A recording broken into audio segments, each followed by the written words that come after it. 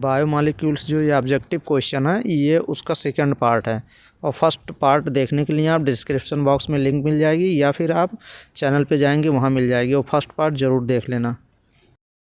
Next question number देखिए 44 में the human body does not produce. Human body क्या नहीं प्रोड्यूस करती? विटामिन नहीं प्रोड्यूस करती भाई, क्योंकि विटामिन जो होता है ना ये सप्लीमेंट के रूप में लिया जाता है। ह्यूमन बॉडी प्रोड्यूस नहीं करती विटामिन, तभी तो हम अलग अलग चीज़ें गाजर मूली सेब संतरा सब खाते हैं, क्योंकि बाहर से विटामिन लेते हैं ना।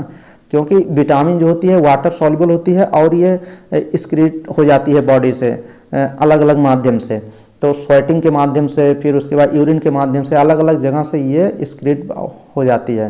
तो the human body does not produce, क्या सी विटामिन करेक्ट हो जाएगा। नेक्स्ट देखिए helical structure of protein is established bye.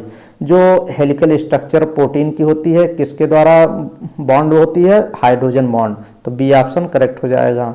Next question ये देख लीजिए 47 creatine is structural protein is present in. Creatine एक स्ट्रक्चरल प्रोटीन होती है, ये हेयर में भी पाई जाती है क्रिएटिन, तभी तो कहते हैं हेयर्स में कौन सी प्रोटीन पाई जाती है? क्रिएटिन प्रोटीन पाई जाती है, और उल्स में भी पाई जाती है, सिल्क में भी पाया जाता है। और फोर्थ ऑप्शन तो आपको दिख ही रहा है, आला दे दिया मतलब सभी में पाया जाता है, तो डी ऑप्शन करेक्ट करेंगे। Next question number which of the following is basic amino acid. देखिए भाई अभी मैंने बताया था बेसिक अमीनो एसिड के दो एग्जांपल लाइसिन और आर्जिनिन। अब इसमें आप देख लीजिए एलिनिन दिया है, आर्जिनिन तो दिया नहीं है, तो ऑप्शन नंबर कौन सा लगाएंगे? फर्स्ट ऑप्शन करेक्ट हो जाएगा। एकदम अच्छे से देखिए क्वेश्चन। नेक्स्ट क्वेश्चन नंबर देखिए the number of amino acid found in protein. The number of amino acid found in protein, protein में जो अमीनो एसिड पाए जाते हैं that in human body can be synthesis, तो वो 10 लगेगा। The number of amino acid, essential amino acid नहीं पूछ रहा है, नंबर ऑफ अमीनो एसिड जो प्रोटीन में पाई जाती है और ह्यूमन बॉडी उसको सिंथेसिस करता है तो वो होती है 10, ये लिख लीजिए। और कभी कभी तो ये भी पूछता है कि इसेंशियल अमीनो एसिड पूछता है, तब आप लगाएंगे कितना? 20 लगा सकते हैं, लेकिन अभी नहीं। तो ये हो गया। नेक्स्ट में चलिए हम लोग देखते हैं, नेक्स्ट क्वेश्चन देखते हैं। Which of the following disease caused by deficiency of an enzyme. अब ये क्वेश्चन खूब पूछा जाता है, कंफ्यूज करने के लिए क्वेश्चन पूछा जाता है, और क्वेश्चन एकदम सिंपल होता है। लेकिन चलिए मैं बता दे रहा हूँ, आज के बाद अगर नहीं पता होगा तो आपको भी ये क्वेश्चन सिंपल लगेगा। Which of the following disease caused by deficiency of enzyme पूछ रहा है, इसमें से किसकी एंजाइम की डिफिशियंसी से कौन सा डिजीज इसमें होता है? तो ये देख लीजिए फिनाइल कीटोन्यूरिया, इसको शॉर्ट फॉर्म में PKU लिखते हैं। PKU मीन्स इसमें कौन सी एक एंजाइम होती है उसकी डिफिशियंसी हो जाती है।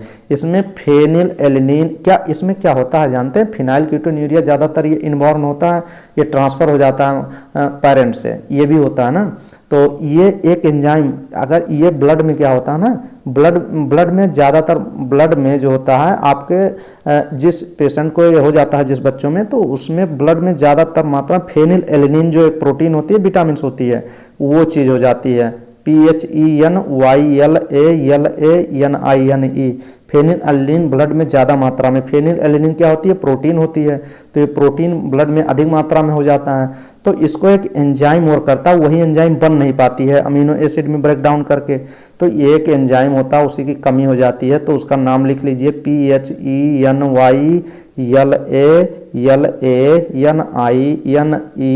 Phelan aniline hydroxylase HYDROXYLASE hydroxylase, इसको शॉर्ट फॉर्म में PAH कहते हैं, फेनिल एलिनीन हाइड्रोक्सीलेज एंजाइम। तो ये ऑप्शन नंबर फर्स्ट करेक्ट लगेगा। नेक्स्ट क्वेश्चन नंबर 52 देख लीजिए। Enzymes are made up of. Enzyme जो होता है कौन कौन क्या क्या चीज़ें मिलकर बनी होती हैं? तो प्रोटीन विथ स्पेसिफिक स्ट्रक्चर मिलके, तो बी ऑप्शन करेक्ट हो जाएगा। नेक्स्ट क्वेश्चन ये देख लीजिए। Vitamin A is present in. Vitamin A किस में होता है? आपका फिश लिवर ऑयल में भी मिलेगा, मिल्क में भी मिलेगा, बटर में भी मिलेगा, ऑल ऑफ दीज, इसीलिए ऑप्शन नंबर डी करेक्ट हो जाएगा। Next question which of the following vitamin is water soluble. भाई साहब इतनी बार ये क्वेश्चन पूछा गया है ना कि वाटर सॉल्युबल विटामिन कौन से होते हैं, तो ये समझिए कि काफ़ी बार क्वेश्चन ये पूछा गया है कि वाटर सॉल्युबल विटामिन कौन से होते हैं, और आप बताइए कि इसमें वाटर सॉल्युबल विटामिन कौन से होते हैं। मैंने काफ़ी बार बताया भी है कि वाटर सॉल्युबल विटामिन इसमें लिख लीजिए। वाटर सॉल्व पहले तो ये क्वेश्चन लगा लीजिए, which of the following vitamin is water soluble. तो राइबोफ्लेविन अभी मत लगाइए, अभी जब लगाएंगे तो कॉन्सेप्ट नहीं समझ पाएंगे ना। वाटर सॉल्युबल विटामिन कौन कौन से होते हैं? Water soluble vitamin B group vitamin and vitamin C. ये देख लीजिए, बी ग्रुप के जो जितने भी विटामिन होते हैं बी ग्रुप के वो वाले, और सी मतलब विटामिन बी ग्रुप के, और विटामिन सी जो होते हैं ये क्या होती है? विटामिन बी ग्रुप के सभी, और विटामिन सी के जितने भी विटामिन होते हैं सभी वाटर सॉल्युबल होते हैं। जैसे vitamin C water soluble, vitamin B one, vitamin B two, vitamin बी3, विटामिन बी5, ये सब वाटर सॉल्युबल। लेकिन एक विटामिन है जो आपका बी12 का ही है, बी ग्रुप का ही है। Water soluble vitamin B group और vitamin C are soluble in water होते हैं, और water soluble vitamin must be supplied regularly. इसीलिए तो विटामिन जो वाटर सॉल्युबल विटामिन होते हैं इनको डाइट में हमेशा लेना पड़ता है, क्योंकि ये एक्सक्रीट आउट हो जाते हैं यूरिन के माध्यम से, और ये बॉडी में स्टोर नहीं किए जाते। क्वेश्चन पूछता है कि कौन सा विटामिन है जिसको बॉडी में आप स्टोर कर सकते हैं, और उसमें आपके उसमें ऑप्शन में विटामिन बी12 दिया रहता है। तो इसको तो बॉडी स्टोर करती है, लीवर में ये स्टोर होता है। तो ये ऐसे क्वेश्चन पूछे गए हैं कि कौन सा विटामिन है जो बॉडी में स्टोर होता है। 3-4 ऑप्शन देते हैं, एक ऑप्शन विटामिन बी12 देता है और ये स्टोर होता है। और जो याद किया रहता है कि विटामिन जो बी ग्रुप वाले हैं वो वाटर सॉल्युबल होते हैं, बाहर हो जाते हैं, तो वो तो एक क्वेश्चन गलत कर देंगे। तो विटामिन बी ग्रुप के जितने भी होते हैं वो सब वाटर सॉल्युबल होते हैं, लेकिन एक ऐसा होता है जो ये बॉडी में स्टोर होता है, स्टोर रहता है, ये एक्सक्रीट आउट नहीं होता। तो इसमें तो अब लगाइए आप। अब वाटर सॉल्युबल विटामिन कौन इसमें कौन सा है? राइबोफ्लेविन। राइबोफ्लेविन को दूसरा नाम अब आपको पता रहेगा तब। राइबोफ्लेविन विटामिन बी2 जो होता है इसको राइबोफ्लेविन भी कहते हैं। और यहीं पे आप लिख सकते हैं बी1 को क्या कहते हैं? थियामिन। थाइमिन नहीं कहते हैं, थियामिन। थाइमिन तो वो बेस हो जाएगा, THIAMINE। विटामिन बी1 को थियामिन कहते हैं, और बी2 को राइबोफ्लेविन कहते हैं, और विटामिन बी6 एक होता है जिसको पायरिडॉक्सिन कहते हैं। तो ये चीज़ हो जाएगा। तो नेक्स्ट ये क्वेश्चन आपका हो गया अब एकदम आराम से। बी2 को राइबोफ्लेविन कहते हैं। नेक्स्ट क्वेश्चन यहीं पे देख लीजिए, what is the fat soluble vitamin? के मैंने काफ़ी बार बताया है, KEDA कीड़ा, ऐसे याद कर लिए। विटामिन के, vitamin E, vitamin D, vitamin A क्या होते हैं? फैट सॉल्युबल विटामिन होते हैं। तो इस क्वेश्चन में पूछ रहा है विटामिन फैट सॉल्युबल विटामिन कौन सा है? तो 6 नहीं होगा, बी2 नहीं होगा, सी भी नहीं होगा, फर्स्ट ऑप्शन करेक्ट हो जाएगा। विटामिन के कीड़ा ऐसे याद कर लीजिए। जब आप ये याद किए रहेंगे तो ये क्या होते हैं? फैट सॉल्युबल विटामिन होते हैं। नेक्स्ट क्वेश्चन चलिए देखते हैं, which of the following disease is not correctly match with the vitamin mention with? किसकी इसमें करेक्टली नॉट करेक्टली देखना है। तो बी2 से क्रैकिंग स्लिप्स होने लगती हैं, सही है। विटामिन सी से बोन डिफॉर्मिटी होने लगती है, नहीं। विटामिन सी से बोन फॉर्मिटी थोड़ी होने लगती है। स्कर्वी डिजीज होती है, जो गम से, जो दांत के ऊपर गम्स होते हैं, मसूड़े होते हैं, उनसे ब्लड निकलता है, ना कि बोन कमज़ोर होने लगती है। तो बी ऑप्शन करेक्ट हो जाएगा। तो मैंने विटामिन के ऊपर एक वीडियो बहुत प्यारी सी बनाई है, वो आप ज़रूर देख के जाइएगा अगर एग्ज़ाम देना है आपको, क्योंकि विटामिन से अगर क्वेश्चन आएगा तो 100% वो अगर वीडियो आप देख लेंगे। डिस्क्रिप्शन बॉक्स में लिंक तो पता नहीं दे पाऊँगा कि नहीं, लेकिन आप चैनल पे चले जाइएगा, वहाँ पे प्लेलिस्ट में खोज लीजिएगा विटामिन से, उसमें लिखा है विटामिन, तो वो वीडियो ज़रूर देख के जाइएगा। चलिए नेक्स्ट क्वेश्चन करते हैं हम लोग। Vegetables oils like wheat germ oil, sunflower oil ETC are the good source of? जो गेहूं का हो गया, जर्म ऑयल हो गया, सनफ्लावर ऑयल्स हो गए, इसमें कौन से विटामिन सबसे अधिक पाए जाएंगे? तो विटामिन ई सबसे अधिक पाया जाएगा। विटामिन ई, तो ऑप्शन नंबर कौन सा लगाएंगे? विटामिन ई जो होता है वेजिटेबल्स ऑयल्स में सबसे अधिक पाए जाते हैं। जैसे व्हीट हो गया, जर्म ऑयल हो गया, सनफ्लावर हो गया, सनफ्लावर ऑयल हो गया। ये एकदम टोटल NCERT जब केमिस्ट्री खोलेंगे ये एकदम टोटल NCERT में लिखी गई है। Wheat, germ oil, sunflower oil ये लिखे गए हैं। और वेजिटेबल ऑयल, ये सभी वेजिटेबल ऑयल है ना, मतलब जब खाना बनाने में, ये सब सब्जी बनाने में यूज किए जाते हैं। व्हीट जर्म ऑयल, गेहूं जर्म ऑयल और सनफ्लावर ऑयल, ये विटामिन ई का सोर्स होते हैं। ये एनसीईआरटी में 100% ये पूरी लाइन एक टेबल बना के दिया गया है। नेक्स्ट क्वेश्चन देखिए 58, डिफिशियंसी ऑफ विटामिन ई काज। अब विटामिन ई की अगर कमी हो जाती है तो कौन सा रोग होता है? तो इंक्रीज फर्टिलिटी होने लगती है ना। तो सी ऑप्शन देखिए, मस्कुलर वीकनेस भी होने लगेगा और फर्टिलिटी भी होने लगती है। ये भी जान ली, फर्टिलिटी नहीं फ्रेगिलिटी होती है। फ्रेगिलिटी मतलब शेप चेंज होता है ना, ये चीज़ होता है। तो आरबीसी में मस्कुलर वीकनेस होने लगेगा और आरबीसी आपका डिस्ट्रक्शन करने लगेंगी, ब्रेकडाउन होने लगता है आरबीसी सेल्स का। तो विटामिन ई की कमी से मस्कुलर वीकनेस भी होने लगता है। ये देख लीजिएगा, ये भी एनसीईआरटी में दिया ही गया है।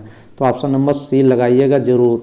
Next question, base common in RNA and DNA. अब ये खूब क्वेश्चन पूछा जाता है कि आरएनए और डीएनए में आपको कौन सा बेस बताना है कि कॉमन होते हैं। तो आरएनए में एक पाया जाता है यूरेसिल, जो कि डीएनए में नहीं पाया जाता, और डीएनए में एक पाया जाता है थाइमिन, जो किस में नहीं पाया जाता, THYMINE। थाइमिन क्या होता है? बेस होता है। और URACIL यूरेसिल क्या होता है? ये भी बेस होता है। ये आरएनए में पाया जाता है और ये डीएनए में पाया जाता है। तो ये अब देख लीजिए, adenine, guanine, cytosine, thymine, uracil 5 base होते हैं।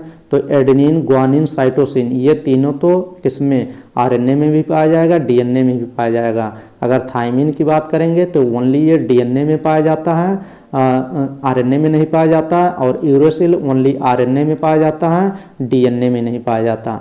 एकदम आपका कॉन्सेप्ट क्लियर हो गया होगा। अब आप ये ऑप्शन लगाइए, एडेनिन, ग्वानिन, साइटोसिन। देखिए किस ऑप्शन में है, एडेनिन, ग्वानिन, साइटोसिन।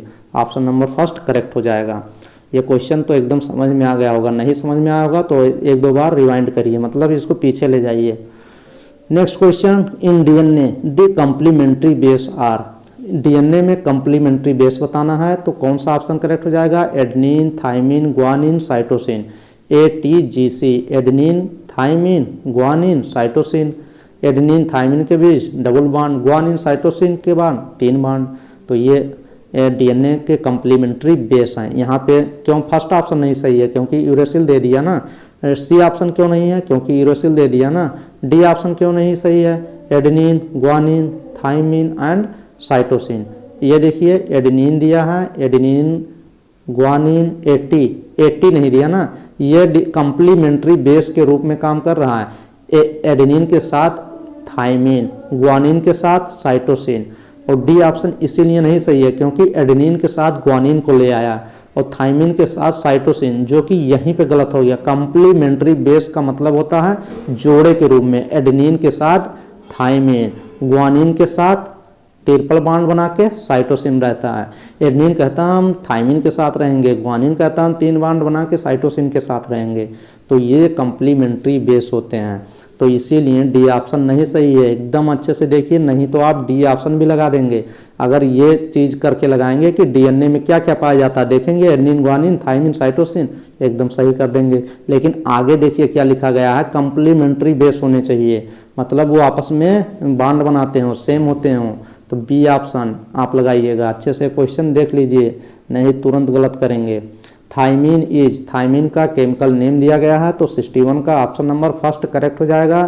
थाइमिन को 5 मेथिल यूरेसिल कहते हैं। 5 मेथिल यूरेसिल को लगता है ना कि ये यूरेसिल है, लेकिन यूरेसिल नहीं, वो थाइमिन ही होता है, 5 methyl uracil.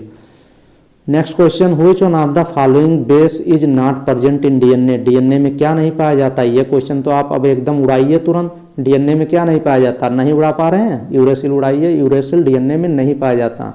Hereditary character are passed on from parent to children. Parent to children में क्या पास होता है? गैमीट्स, म्यूटेंट या एंजाइम, जीन्स।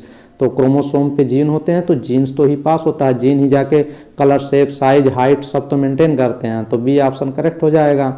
आँख, नाक, कान सब, हार्ट, ब्रेन सब चीज़ जीन तो ही बनाते हैं। नेक्स्ट क्वेश्चन 64 देखिए, ये unit in nucleic acid who is contain base sugar phosphate is unit is called. ये यूनिट पूछ रहा है, न्यूक्लिक एसिड की यूनिट है, कंटेन जिसमें बेस, शुगर और फास्फेट। फास्फेट आ गया ना, अब टाइड जाएगा। फास्फेट आ गया तो टाइड, ये देखिए तो न्यूक्लियोटाइड, यहाँ पे साइड दिया गया है, यहाँ पे फास्फेट ग्रुप लग गया तो टाइड आ जाएगा। तो ऑप्शन नंबर फर्स्ट करेक्ट हो जाएगा। Next question number RNA is a, RNA क्या होता है, सिंगल डबल या ट्रिपल क्या होता है? तो आरएनए जो होता है ये सिंगल हेलिक्स स्ट्रैंड होता है, इसलिए ऑप्शन नंबर फर्स्ट करेक्ट हो जाएगा। नेक्स्ट क्वेश्चन ये देख लीजिए, न्यूक्लियोसाइड को हाइड्रोलिसिस गिव्स, न्यूक्लियोसाइड को हाइड्रोलिसिस करने पे आपको एल्डोपेंटोज एंड नाइट्रोजिनस बेस मिलेगा। तो ये चीज़ यहाँ पे फास्फोरिक एसिड नहीं मिलेगा, फास्फेट नहीं मिलेगा, इसीलिए ये ऑप्शन करेक्ट है, इसलिए ऑप्शन गलत हो जाएगा, इसलिए ये गलत हो जाएगा। न्यूक्लियोटाइड को अगर ब्रेक करते तब फास्फोरिक एसिड मिलता। यहाँ तो आपका ऑप्शन नंबर फर्स्ट एकदम पहचानने का तरीका एकदम सही है। नेक्स्ट क्वेश्चन ये देख लीजिए 67, nucleic acid are, nucleic acid क्या होते हैं? ये न्यूक्लियोटाइड ही होते हैं, long chain polymers of nucleotide. तो ऑप्शन नंबर सी करेक्ट हो जाएगा। Next question, guanine is an example of, guanine जो होता है किसका एग्जाम्पल होता है? न्यूक्लियोसाइड का, फास्फेट का, न्यूक्लियोटाइड का नहीं, नाइट्रोजनस बेस तो होते हैं guanine, adenine, guanine. Next question ये देखिए, the double strand helix structure of DNA was propose by, जो डबल हेलिक्स स्ट्रक्चर जो डीएनए का दिया गया था वो किस साइंटिस्ट ने दिया था? काफ़ी बार क्वेश्चन पूछा जाता, तो वाटसन एंड क्रिक, सेंट्रल डुगोमा बताया नहीं थे, ये भी वाटसन एंड क्रिक ही ने दिए थे। तो double helix structure of DNA किसने दिया था? वाटसन एंड क्रिक, दोनों साइंटिस्ट मिलके ये टर्म दिए थे। Which of the following is not produced by human body, अब ये भी क्वेश्चन अभी मैंने बताया था कि किसके द्वारा, ह्यूमन बॉडी के द्वारा कौन सा इसमें चारों में है जो प्रोड्यूस नहीं किया जाता? तो एंजाइम तो निकलता ही है, प्रोटीन तो बनते ही हैं, न्यूक्लिक एसिड प्रोटीन यस होती हैं वो भी बनती है, लेकिन विटामिन जो होता है बाहर से लेना पड़ता है। तो बी ऑप्शन करेक्ट हो जाएगा, बॉडी जो होती है विटामिन नहीं बनाती। Next question, the two main difference between RNA and DNA के रिस्पेक्ट में आपको दो मेन डिफरेंस बताना है। तो ribose sugar and uracil in RNA, ribose sugar and thymine in RNA नहीं, थाइमिन तो डीएनए में भी पाया जाएगा। Deoxyribose sugar and uracil in DNA, uracil DNA में पाया ही नहीं जाता। और deoxyribose sugar and guanine in DNA, D oxy ribose, deoxyribose, deoxyribose nucleic acid, ribose तो आरएनए में होता है। तो इसलिए ऑप्शन नंबर आपका आरएनए के रिस्पेक्ट में ये देखिए, difference between RNA and DNA are ribose sugar and uracil in RNA, एकदम सही बात है। तो सी ऑप्शन इसीलिए करेक्ट हो जाएगा। नेक्स्ट क्वेश्चन ये देख लीजिए, एस्कॉर्बिक एसिड ऐसा लगता है ना कि ये किसकी बात कर रहा है? एसिड की बात कर रहा है, अमीनो एसिड की बात कर रहा है, तभी तो हम गलत कर देते हैं। एस्कॉर्बिक एसिड होता है विटामिन ही होता है। एस्कॉर्बिक एसिड को कौन से विटामिन के नाम से जानते हैं आप बताइए? विटामिन सी को क्या कहते हैं? एस्कॉर्बिक एसिड कहते हैं। मैंने वो इसीलिए मैं कह रहा हूँ कि आप लोग वो वीडियो एक बार जरूर देख के जाइएगा, विटामिन वाली एस्कॉर्बिक एसिड। ये देख लीजिए ASCORBIC एस्कॉर्बिक एसिड कहते हैं। और विटामिन सी की डिफिशियंसी हो जाती है तो ब्लीडिंग गम्स होने लगते हैं, स्कर्वी रोग जिसको कहते हैं। नेक्स्ट क्वेश्चन ये देखिए, which of the following polymers is store in the liver of animal, liver of animal, animal की बात कर रहा है कि लीवर में कौन सा इसमें पॉलीमर्स है जो स्टोर होता है? वो ग्लाइकोजन होता है। तो ऑप्शन नंबर डी करेक्ट हो जाएगा। Next question, which of the following is artificial sweetening agent, artificial sweetening agent में मान लीजिए कोई भी कोल्ड जो बनते हैं सब, ये जो खाने वाली चीज़ें मैक्सिमम जो बनती हैं, ये थोड़ी है कि वो सब में शुगर ही, चीनी ही डाला जाता है, उसमें आर्टिफिशियल स्वीटनिंग एजेंट यूज किए जाते हैं। जैसे साइक्रीन यूज किया जाता है, एस्पार्टेम हो गया, सोडियम साइक्लोमेट हो गया, ये सभी यूज किए जाते हैं आर्टिफिशियल स्वीटनिंग में, किसी चीज़ को मीठा बनाने में, मीठा करने में। तो ऑप्शन नंबर इसीलिए डी ऑप्शन करेक्ट हो जाएगा। ऐसे ऐसे आर्टिफिशियल स्वीटनिंग एजेंट है ना कि एक बूंद डाल दें अगर 20 लीटर में तो 20 लीटर पानी एकदम मीठा हो जाएगा। ऐसे ऐसे आर्टिफिशियल स्वीटनिंग एजेंट हैं।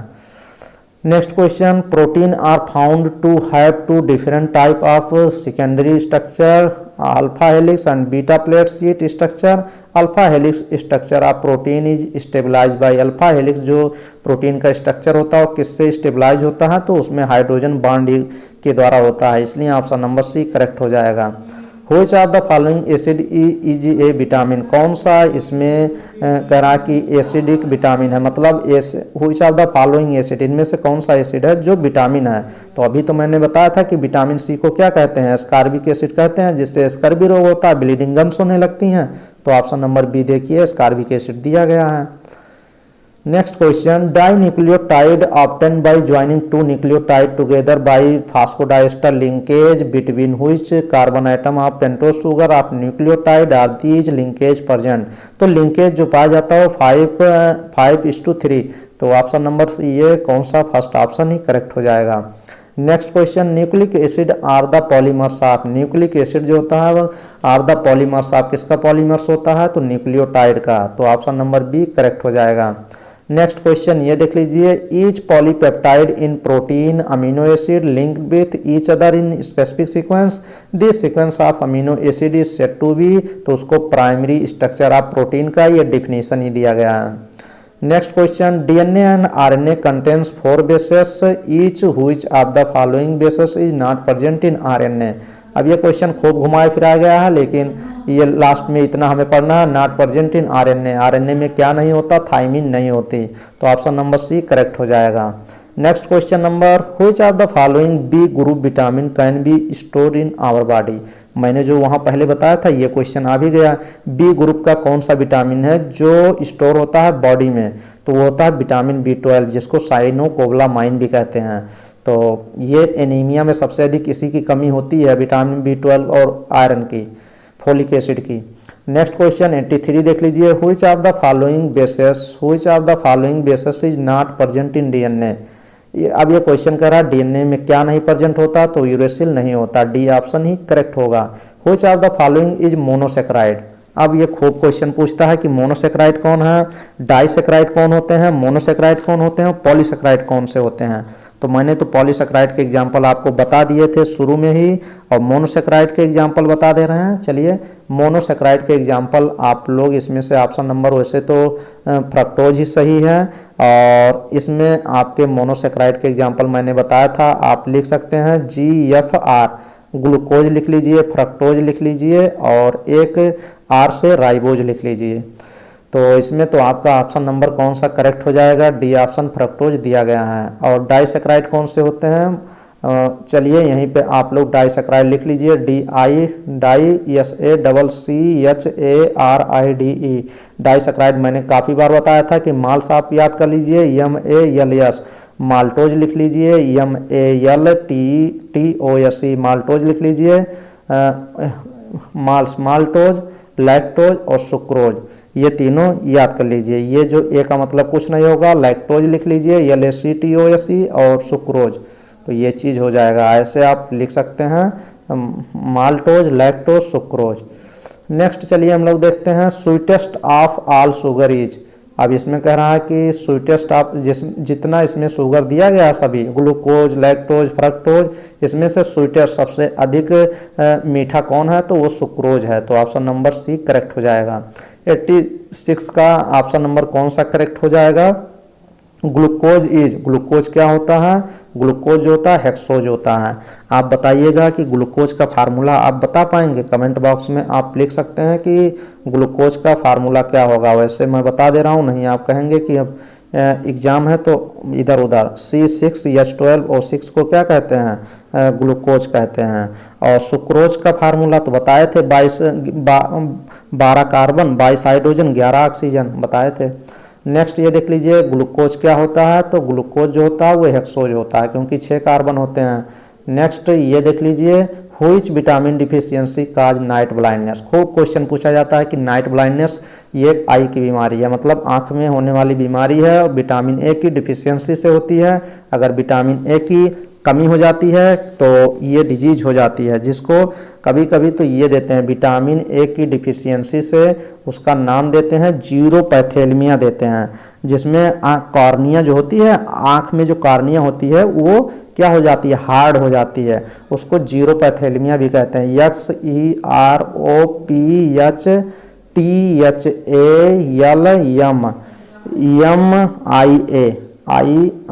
जीरोपैथेलमिया, ये आप लिख लीजिए। जीरोपैथेलमिया रोग भी होता है जिसमें कार्निया, आँख में एक कार्निया पाई जाती है, वो मोटी हो जाती है। और एक रोग तो यहाँ पे, एक डिजीज यहाँ पे दिया गया है नाइट ब्लाइंडनेस। तो 2 रोग होता है विटामिन ए की कमी से। तो ऑप्शन नंबर फर्स्ट करेक्ट हो जाएगा। तो 87 क्वेश्चन हम लोग इसमें डिस्कस कर लिए। अब यहाँ से क्वेश्चन आएंगे तो आपका क्वेश्चन गलत नहीं होना चाहिए। और नॉन रिड्यूसिंग शुगर तो आप जान ही रहे हैं, सुक्रोज होता है। हो सकता है यही क्वेश्चन पूछता भी है। तो चलिए, आई होप आप लोग को वीडियो अच्छा लगा होगा। तो आप लोग चैनल को सब्सक्राइब कर लें और अपने दोस्तों में चैनल को तेज़ी से ग्रो कराएं। मेन मकसद मेरा ये है कि आप लोग का सिलेक्शन 2021 में होना चाहिए। अगर कहीं पे नहीं हो रहा है तो सीपी नेट में तो ज़रूर होना चाहिए। ये जान लीजिए, सीपी नेट में कंपटीशन तो बेस्ट है, लेकिन आप पढ़े रहेंगे। लास्ट में एग्ज़ाम है 25 इसी मंथ में 25 दिसंबर को है। तो आप पढ़ाई पे फोकस करिए और फिजिक्स, केमिस्ट्री, बायोलॉजी तो अच्छे से मैं करा रहा हूँ, फिजिक्स भी अच्छे से करा रहा हूँ, लेकिन इस समय टाइम मुझे कम मिल रहा है, तो तभी मैं 2 वीडियो डेली अपलोड कर रहा हूँ। तो चलिए, नेक्स्ट वीडियो मिलेंगे और बेस्ट से बेस्ट वीडियो आप लोग के लिए प्रोवाइड करेंगे। थैंक यू, धन्यवाद।